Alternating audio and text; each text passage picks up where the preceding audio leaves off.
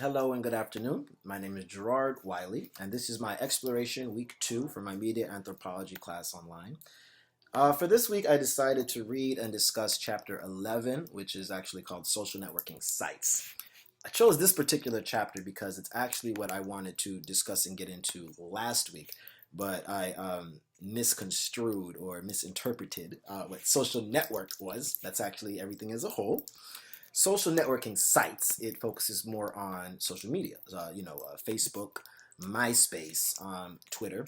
Not really Instagram because that's sort of later to come. That's more recent. This chapter kind of dates back to the invention and the release of social networking sites themselves. What's interesting about the chapter is that back in the day when MySpace and Facebook were invented, they knew that they were going to become very popular, especially amongst the youth.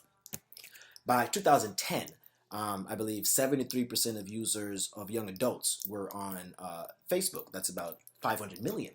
And MySpace was around 57 million, which is a little bit smaller and it's not as relevant nowadays.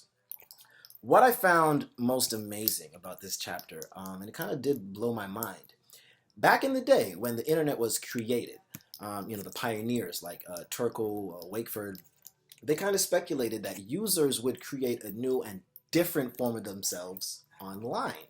So, you have yourself in the real world, and then you're able to access another yourself online.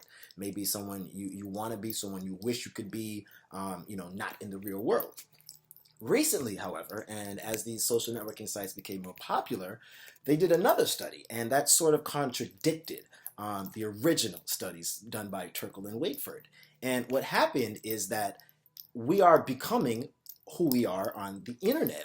Your offline and your online lives are somehow becoming psychologically connected, and thus you're getting a lot of development issues such as identity and intimacy problems.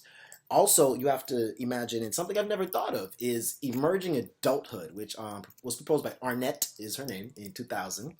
And it's that transitional period between your late adolescence and your early adulthood, which is very scary. Those are the ages of 18 to 25. And the problem is, during those ages, you're still trying to figure yourself out. So instead of you figuring that out by your own, you are now becoming who you think you are in your social media, if that makes sense. So it's like you're in this world of social media and you're indulged in it, you're immersed in it fully, where it becomes hard to be who you want to be and think for yourself outside of that world. And it's kind of scary because if you think about it, in the future, it's only going to get worse.